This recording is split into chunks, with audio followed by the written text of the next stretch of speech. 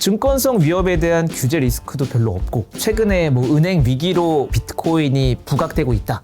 뭐 이런 여러 가지로 봤을 때는 비트코인의 강세가 좀 유지될 확률이 높을 것 같다.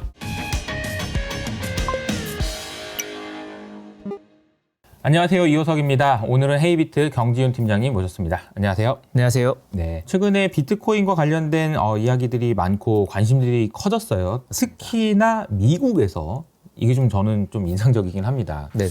세상에 미국에서 달러는 비트코인을 싫어해. 뭐 이런 책도 있잖아요. 맞습니다. 그런데 미국에서 비트코인을 좋아해. 그 미국 사람들이.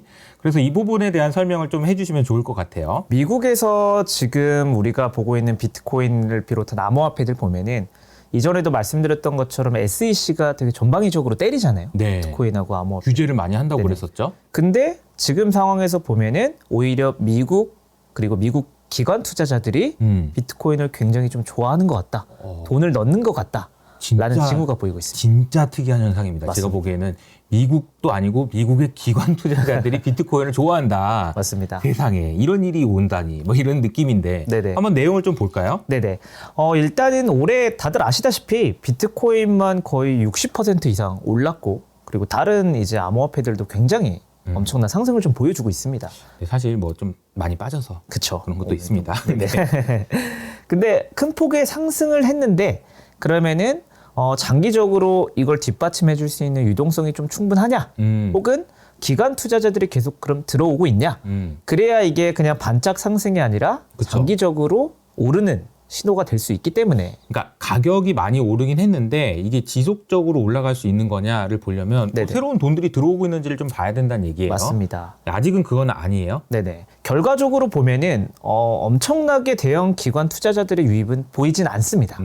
근데 이상하게 미국 기관 투자자들의 움직임이 좀 심상치 않다. 이렇게 좀 오늘의 해석할 수 주제입니다. 있습니다. 저 미국 네네. 애들이 왜 그러나. 네네.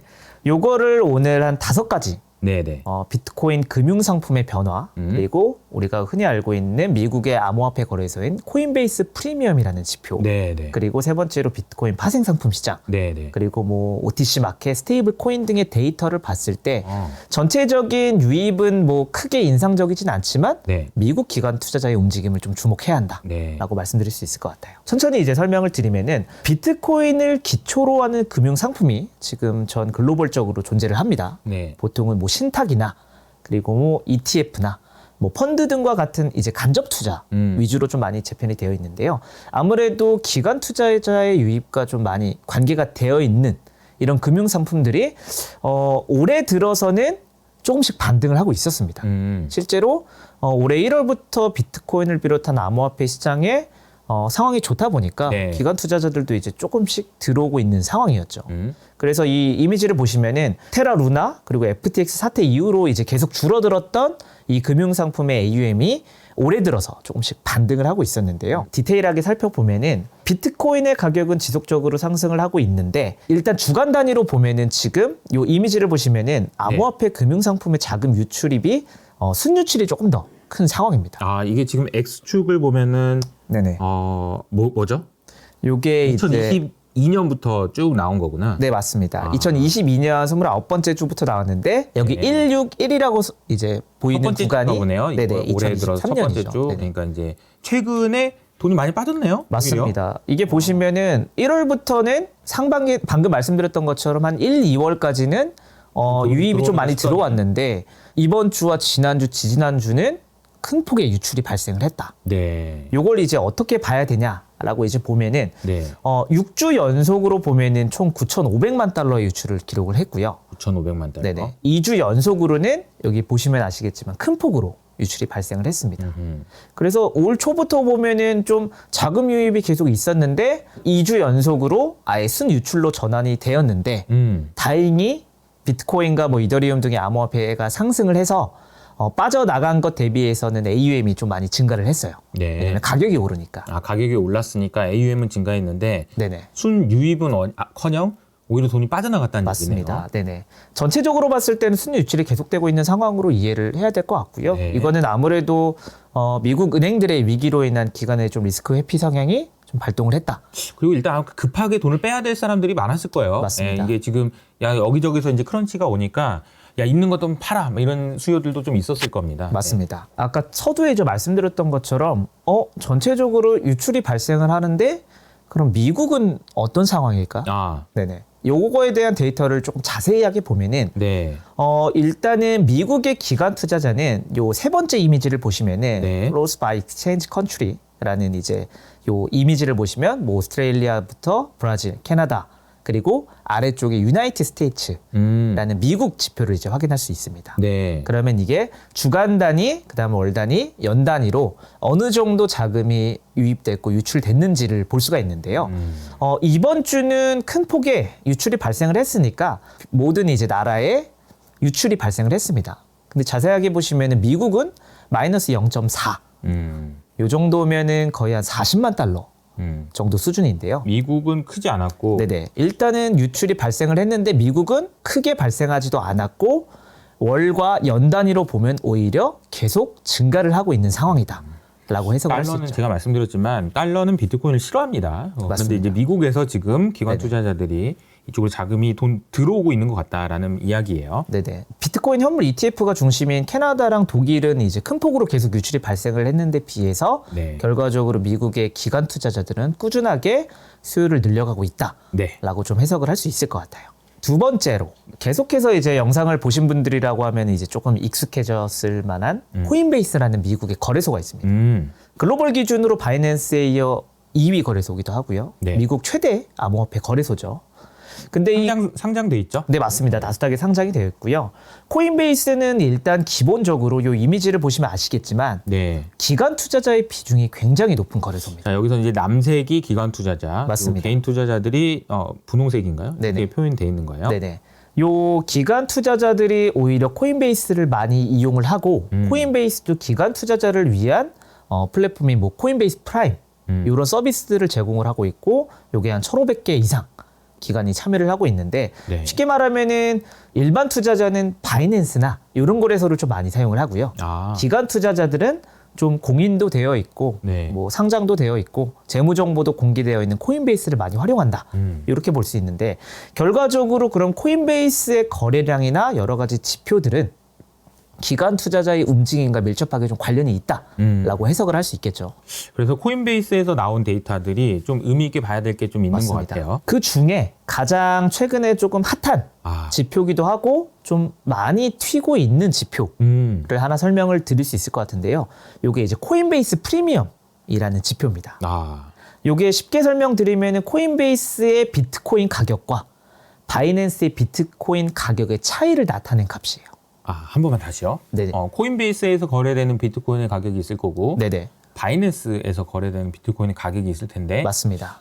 이게 당연히 같아야 될 것 같은데 그쵸. 상황에 따라서 조금 이게 비쌀 때도 있고 이게 비쌀 때도 있는 거죠. 네네. 보통은 보통은 비슷하겠지 거의. 비슷합니다. 이게 어쨌든 가격 차이가 발생을 하면은 무이형 이거 차익 팔고 거래를 이거 하시는 하면 분들이 되니까. 이제 그렇죠. 봇들이 있다 보니까 계속 왔다 갔다 하면서 이제 네. 사고 파니까 가격이 맞춰질 수밖에 없는데 이번에는 특히 요 가격의 차이가 굉장히 좀 높았다. 아. 그리고 코인베이스의 비트코인 가격이 바이낸스 코인 가격보다 1% 이상 높았다.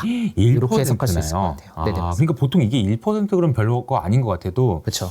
이게 그림에서 보는 것처럼 변화가 없어야 돼요. 맞습니다. 당연히. 그리고 수없이 많은 로봇들이 보고 있으니까 그쵸. 당연히 계속 이게 뭔가를 하니까. 근데 1%나 차이가 났다는 얘기는 앞서 지금 우리가 지금 계속 얘기하고 있는 것처럼 미국에서 뭔지 모를 비트코인을 좋아하거나 아니면 사야 되는 수요들이 있었다는 거죠. 맞습니다. 요게 좀 특이했던 게 요번에 USDC 디패깅 네. 그 SVB의 이제 붕괴 이후 USDC가 준비금을 이제 은행에 맡겨놨는데 SVB에 맡겨놨는데. 맞아요. 그거를 못 찾을 수 있다라는 이제 좀 얘기가 돌면서 패깅되어 있던 스테이블 코인이 1달러가 이제 내려가 버렸죠. 네. 0.88달러 정도 수준으로. 근데 되게 재밌는 거는 그 디패깅 사태가 초반에 발생을 했을 때 코인베이스 프리미엄이 갑자기 상승을 했다는 게 좀 의미가 있는 것 같아요. 그래요. 네, 요거를 어떤 식으로 이제 해석을 하는 분들이 계시다면은 이거 미국 기관 투자자가 디패깅 되자마자 매집을 했다. 왜냐면 실제로 코인베이스 프리미엄이 확 치솟고 난 다음에 본격적인 비트코인의 상승이 또 이루어졌었거든요. 네. 요게 사전에 이루어졌다 보니까 이거 미국 기관 투자자들이 미리 매집해놓고 가격 올리는 거 아니냐? 라는 뭔가 좀 약간 언어피셜한 내용도 있었습니다. 네. 그만큼 근데 요 비트코인 가격 차이를 의미하는 코인베이스 프리미엄이 2년 내에 가장 높은 수준이었다. 그러니까요. 그리고 요게 반짝하고 끝나는 게 아니라 그래프를 보시면 계속 높은 수준이에요. 네. 그러다 보니까 이 코인베이스 프리미엄의 상승이 미국 기관 투자자의 매수세가 강해지고 있는 게 아니냐라고 보는 거죠. 가설입니다. 네, 이건 맞습니다. 이제 뭐 어떻게 확실하게 볼 수는 없지만 그림에서 확인하시는 것처럼 이게 좀 의미 있는 변화이긴 한 것 같아요. 맞습니다. 그래서 좀 더 지켜보죠. 일단. 네네. 네. 이게 좋은 신호긴 한데 코인베이스 거래량은 본격적으로 늘어나고 있진 않아요. 그러다 보니까 어느 정도 좀 긍정적이지만 이게 이 지표 하나만으로 미국에서 지금 되게 비트코인을 좋게 본다라고 할 수는 없는 거죠. 네. 그렇지만 강한 의심이 든다 정도로 맞습니다. 하고 넘어가면 될 것 같아요. 앞선 금융상품에도 미국이 돈을 별로 안 미국만 빼고 있네. 음. 그리고 코인베이스 프리미엄도 높네. 라고 보면 어느 정도는 가능성이 좀 있는 얘기일 수 있을 것 같아요. 세 번째로 파생상품. 아무래도 파생상품 선물과 옵션 시장은 기관 투자자의 비중이 높을 수밖에 없죠. 네. 그 중에서도 미결제 약정이라는 개념이 있습니다. 이 미결제 약정은 선물 거래소에서 포지션을 진입을 하는데 이제 롱이나 숏이나 오르는 거에 베팅을 하냐 떨어지는 거에 베팅을 하냐 포지션을 진입한 다음에 청산이 되어야 되잖아요. 그렇죠. 근데 아직 청산하지 않고 보유 중인 계약의 수를 미결제 약정이라고 합니다. 결제되지 않은 이 계약이라고 표현할 수가 있는데 이게 높다는 것은 결과적으로 지금 오를지 떨어질지는 모르겠지만 일단은 변동성이 좀 크다 보니까 시장에 유입된 자금이 많고 관심이 높다는 것으로 좀 해석을 할 수 있고요. 네. 지금 보시는 요 이미지의 미결제 약정 데이터는 FTX 사태 이후 최대치 수준, 아. 약 120억 달러 수준입니다. 그래서 요게 21년 4월에 이제 한창 비트코인 그리고 암호화폐 시장이 굉장히 높은 상승세를 보여줬을 때는 238억 달러 정도였지만 물론 그 정도는 아니지만 올해 들어서 그리고 FTX 사태 이후로는 최대치 수준이다.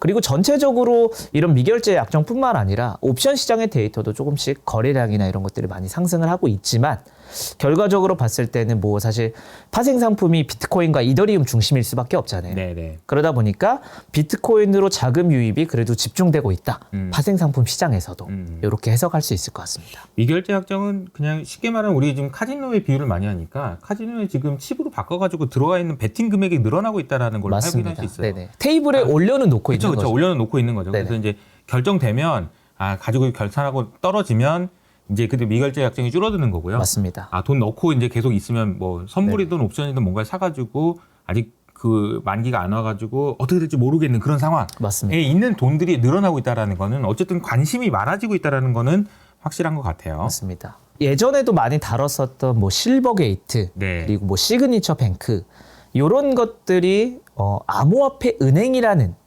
용어로 많이 미국에서 알려져 있는데요. 네네. 쉽게 말하면 이런 은행들의 역할은 기존의 미국의 기관 투자자들의 자금, 달러를 암호화폐로 교환해주는 이걸 바꿔주는 역할을 많이 했었습니다. 네. 이런 것들을 이제 오버 더 카운트, OTC 네. 이걸 그대로 해석하면 장외 거래죠. 시장이죠. 네네. 거래소를 거치지 않고 그냥 당사자 간에 직접 거래를 하는 거예요. 뭐 OTC 거래 그러면 전화해서 그냥 거래하는 거예요. 우리 맞습니다. 만나서 하자. 뭐 이게 네네. 당근마켓 생각하시면 됩니다. 그렇죠. 양이 많다 보니까 기관 투자자들이 시장에서 계속 사면은 또 오르잖아요. 그러다 보니까 이제 가격이 변동할 수밖에 없고 그러다 보니 장외에서 거래를 많이 하는데 이쪽 암호화폐 시장에서는 주로 뭐 크립토 펀드나 네. 그다음에 뭐 채굴 업체 등이 이런 OTC 거래를 많이 주최를 했는데 이제는 뭐 바이낸스나 코인베이스 같은 거래소들도 기관 투자자들이 많이 들어와 있으니까 너네 투자할 때 우리가 이거 빨리 바꿔줄게. 너네 시장에서 니네가 직접 거래하지 말고 전화하거나 이메일 하거나 하면 우리가 빨리 바꿔줄게. 네. 이런 비즈니스를 많이 하고 있었단 말이죠. 네. 그래서 이런 것들을 많이 하고 있었는데 이거를 연결시켜주는 실버 게이트랑 시그니처 뱅크가 독보적으로 미국에 있었어요. 네. 그래서 미국 기관 투자자들이 우리 달러로 이거 빨리 비트코인 사거나 암호화폐 투자를 해야 되는데 네. 우리 거래소에서 바꾸기 어렵고 뭐 바이낸스 같은 거래소는 금액이 너무 커서 믿기 좀 어려우니까 빨리 바꾸자. 그래서 이 서비스를 제공하던 게 실버게이트와 시그니처 뱅크였죠. 그렇군요. 근데 이게 요번에 이제 실버게이트가 폐쇄되고 시그니처 뱅크도 폐쇄를 하는 바람에 이런 것들을 하는 실버게이트는 이제 사실상 이게 문을 닫은 거고요. 그쵸. 시그니처 뱅크 관련해서는 얘기들이 좀 있는 것 같더라고요. 이걸 왜 갑자기 문을 닫으러 그러지? 맞습니다. 네네. 뜬금없이 막 이런 얘기도 좀 있어서 그쵸. 어쨌든 결과적으로는 둘 다 폐쇄가 돼버리는 거래가 바람에 안 되니까 맞습니다. 잠깐 뭐가 막힌 거겠네요. 그쵸. 요게 2022년 4분기에는 거의 1,100억 달러 수준의 거래량을 처리를 했었습니다. 1,100억 달러. 네네. 꽤 우리 많은 돈으로는- 숫자죠. 야, 우리 돈으로 따지면은 거의 120조예요. 네, 맞습니다. 이 정도 거래량을 가지고 있었는데 이게 다음 그래프가 나오지 않았지만 다음 그래프가 나오면은 빵이나 뭐 이 정도가 나오겠죠. 그러면은 결과적으로 이 실버게이트와 시그니처 뱅크를 이용하던 기관 투자자들은 빨리 투자를 해야 되는데 이게 좀 막히다 보니까 좀 위축될 수밖에 없죠. 대신에 반대로 뭐 코인베이스를 좀 더 많이 이용을 한다거나 뭐 그런 것들로 대체는 되겠지만 어쨌든 유동성에서는 위축될 수밖에 없다. 한 가지 가정은 코인베이스에서 아까 그 프리미엄이 올라간 것도 이런 영향일 수 있겠네요. 맞습니다. 그러니까 네. 여기에서 막히니까 여기서 거래 못하니까 저쪽으로 가는 그렇죠. 거다라고 생각할 수도 있겠네요. 맞습니다. 그럴 확률이 높다는 것도 미국에서도 좀 많이 의견이 있고요. 지난번에 다뤘었던 스테이블 코인도 어쨌든 시장에서 이 혈관에 흐르는 혈액과 같은 역할을 한다고 네네. 말씀드렸잖아요. 대량의 스테이블 코인을 거래하는 거는 보통 이제 대형 기관 투자자 네. 혹은 이제 돈이 많은 고래들 요런 이제 분들이 스테이블 코인을 많이 거래를 하는데 전체 시장으로 보면은 이 스테이블 코인의 양은 살짝 줄긴 했어요. 그리고 실제로 발행량은 대폭 하락을 했고요. 그러나 실질적으로 보면은 그때 이제 여러 스테이블 코인을 소개해 드렸습니다. 뭐 USDT라든지 그렇죠. 이번에 이제 문제가 됐었던 USDC 그리고 BUSD 이런 것들을 설명드렸는데 암호화폐 거래에 주로 사용하는 스테이블 코인인 USDT, 테더. 테더. 네, 테더의 데이터는 오히려 좋아지고 있다. 아. 그렇게 보면은 오히려 이 거래에 많이 쓰는 스테이블 코인은 늘어나니까 어쨌든 유동성이 계속 공급이 되고 변동성이 크니까 좀 사람들이 좀 몰리겠다. 시세에는 긍정적 의미로 좀 해석을 할 수 있을 것 같아요. 그래서 요 아래에 있는 이미지를 보시면은 작년에는 조금 테더가 USDT가 좀 줄었었는데 요번에 이제 3월 이후로는 USDT 공급량이 굉장히 좀 가파르게 상승을 했습니다. 요 계단 형식으로 보시면은 계속 꾸준히 올라가고 있죠. 네. 그런 것들로만 봤을 때는 USDT 시총도 약 50억 달러가 증가를 했고 그리고 우리는 SVB에 예금하지 않았다. 그때 말씀드렸던 게 USDT가 오히려 미국 쪽의 견제를 좀 많이 받는 스테이블 코인이다라고 말씀을 드렸잖아요. 그러니까 미국 은행에 당연히 돈을 맡기지는 않았을 거란 말이죠. 그러다 보니까 오히려 이번 사건을 통해서 야, 테더가 USDT가 구간이 명관이다. 이렇게 되다 보니까 어느 정도는 USDT의 탄력을 좀 받고 시총이 오르다 보니 가격적으로는 좀 괜찮겠다라고 네. 보는 거죠. 이게 참 미국 입장에서는 죄송한 얘기지만 모양이 많이 빠지는 얘기입니다. 맞습니다. 네, 지금 이게 뭐 하는 겁니까? 그쵸. 이런 생각이 들어요. 네네, 맞습니다. 아니 원래 이제 테더사를 못 살게 굴고 막 이런 게 있었는데 그렇죠. 너네 지금 뭐 헝다 채권 같은 거 들고 있고 이제 진짜 혼 좀 날래? 이러면서 이제 우리 지금 미국 국채 들고 있으란 말이야 막 이렇게 윽박지르던 애들이 맞습니다. 미국 국채를 들고 있다가 지금 주저앉은 SVB 사태 그리고 거기에다 돈을 넣었던 USDC 이게 망해가는 과정을 보면 저는 이게 좀 상당히 좀 역사적인 순간에 있는 것 같다는 생각도 들고 그래요. 맞습니다. 미국이 이렇게까지 좀 모냥 빠지는 일이 있나 싶은 생각도 들고요. 결과적으로 앞선 이제 한 5가지 데이터를 보면은 뭐 사실 기관 투자자 유입이 굉장히 지금 들어오고 있다라고 말하긴 어렵습니다. 네, 아직 다만 그런 건 아니다. 맞습니다. 다만 미국 기관 투자자 중심의 반등 조짐은 좀 보이고 있다. 라고 이제 할 수 있는데요. 마침 오늘 새벽 3월 23일에 이제 코인베이스가 또 갑자기 공격을 받아요. 예전에 이제 칼춤을 추고 있는 SEC라고 이제 표현을 드렸는데 이번에도 과거 크라켄 거래소의 스테이킹 서비스에 제재를 가했던 것처럼 너네 이거 증권도 지금 등록하지 않고 판매를 했다. 그러다 보니까 미등록 증권 판매 혐의로 SEC가 아직 기소는 하지 않았고요. 너네 이거 소명할 시간을 줄 테니까 소명해라. 라는 이제 웰스 노티스를 전송을 했죠. 그리고 지난주에 설명드렸던 뭐 트론이라는 암호화폐를 이제 개발했던 저스틴 선 이런 사람들을 비롯해서 뭐 린제이 로안 여러 유명인들을 또 기소를 했어요. 저스틴 선은 얘도 이제 미등록 증권 판매를 했다. 너가 지금 트론도 발행을 했고 아무래도 이제 여러 가지 암호화폐와 관련돼 있으니까 너 미등록 증권 판매를 했고 너 트위터 통해서 시세 조정을 하지 않았냐? 아하. 라는 혐의로 기소를 해버렸고요. 네. 린제이 로한 같은 미국의 유명 셀럽들은 너 암호화폐랑 이런 코인들 광고를 했는데 너 뒷광고했지? 라는 명목으로 이번에 또 기소를 해버렸어요. 그렇군요. 지금 SEC에서도 지금 정신없이 여기저기 소송을 하고 있는 상황이네요. 맞습니다. 예전에는 바이낸스나 테더를 공격을 했었던 SEC가 이제 전방위적으로 좀 넓어지고 있는 것 같아요. 그러다 보니까 지난주에 또 말씀드렸던 것처럼 이더리움이 증권이냐 아니냐를 가지고 미국 내부에서도 이제 갈등이 있는 상황인데 또 코인베이스를 또 공격을 했단 말이죠. 그렇게 치면은 오히려 이런 사태들, 은행에 대한 위기 그리고 증권성의 위협을 받지 않는 비트코인을 선호하는 경향성이 조금씩 생기고 있다. 네. 실제로 이더리움은 증권성 여부에 찬반이 있는데 반해 비트코인은 누구나 인정하는 증권이 아니다라는 얘기를 많이 하잖아요. 그러다 보니까 증권성 위협에 대한 규제 리스크도 별로 없고 그다음에 최근에 뭐 은행 위기로 뭐 비트코인이 부각되고 있다. 뭐 이런 의견들도 있고 뭐 이런 여러 가지로 봤을 때는 비트코인의 강세가 좀 유지될 확률이 높을 것 같다. 네. 라고 볼 수 있을 것 같아요. 다만 이제 또 새벽에 발생한 미국 금리 인상에 따라서 조금 약세를 보이는 걸로 봤을 때는 아직까지 미국 경제와 은행 상황에 뭐 아예 피해갈 수는 없을 것 같다. 아예 상관관계가 없을 수는 없을 것 같다. 라고 표현할 수 있을 것 같습니다. 오늘 로엘이 준비한 내용을 보면서 저는 어떤 느낌이 들었냐면 미국이 많이 당황하고 있는 것 같다라는 느낌이 강하게 듭니다.